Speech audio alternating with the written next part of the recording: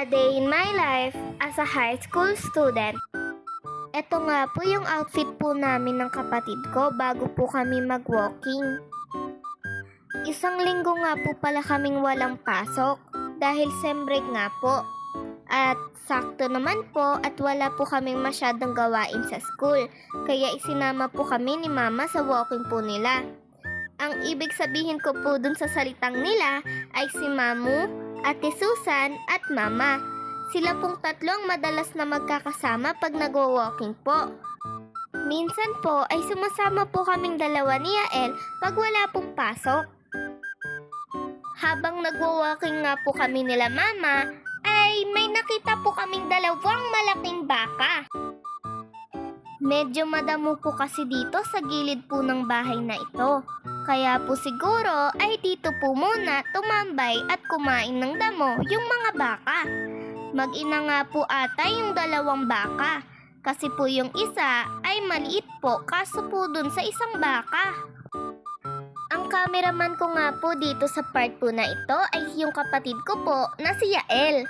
Kaya thank you Yael! Maganda nga po ang mag-exercise guys. Kahit walking lang po ay okay na rin po. Tulad nga po ng sinabi ko po kanina ay maganda nga po ang mag-exercise. Dahil ito po ay nakakapagpalakas ng buto at nakakapagpapayat din guys. Habang nagwo-walking nga po kami ay dumaan na rin po kami sa hasyenda nila Mamu at Ate Susan. Dito nga po sa parte ng hasyenda po nila na ito ay may tanim po silang okra. Bago nga po kami pala dumaan dito ay dumaan po muna kami sa taniman po nila ng papaya. Kailangan po kasi nila ng mga dahon ng papaya. Ang dahon po kasi ng papaya ay nakakalunas daw po ng dengue fevers. Nakakatulong sa ating digestion, nakakaprotekta sa atay laban sa inflammatory disease at marami pa pong iba. Pero mas maganda pa rin po guys na pumunta o kumonsulta po kayo sa isang professional doctor pag may nararamdaman po kayong sakit. Lalo na po ngayon at marami na pong fake news. Sa part nga po na ito ay paakyat na po kami sa taas po ng Monique. Doon po kasi kami nag-exercise pagkatapos po mag-walking. Nung nasa taas na nga po kami ng Monique, ay hindi po muna ako nag-exercise. Nagpahinga po muna kasi ako guys.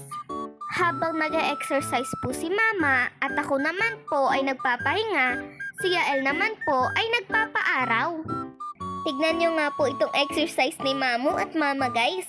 Mukha lang pong itong nakakatawa pero maganda daw po yan sa katawan at nakakapagpalaki daw po yan ng puwet at nakakapagbigay din ng korte po sa katawan. Pag lagi nyo raw po itong ginagawa ay syempre lalaki po ang puwet nyo at magkakakorte kayo.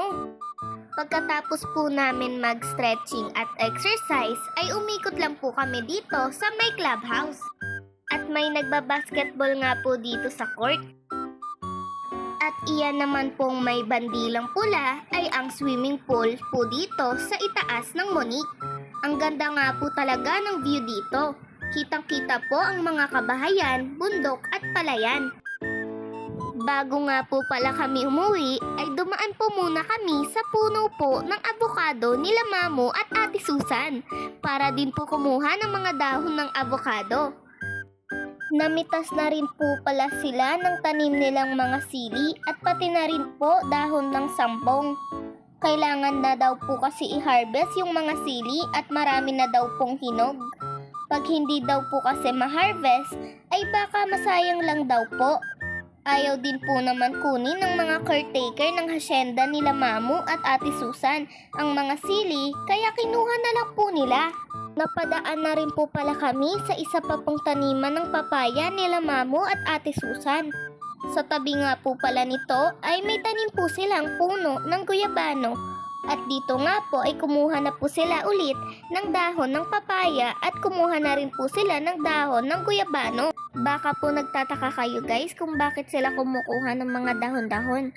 Sabi po kasi ni Mamu nakakagamot daw po ito sa mga iba't ibang sakit.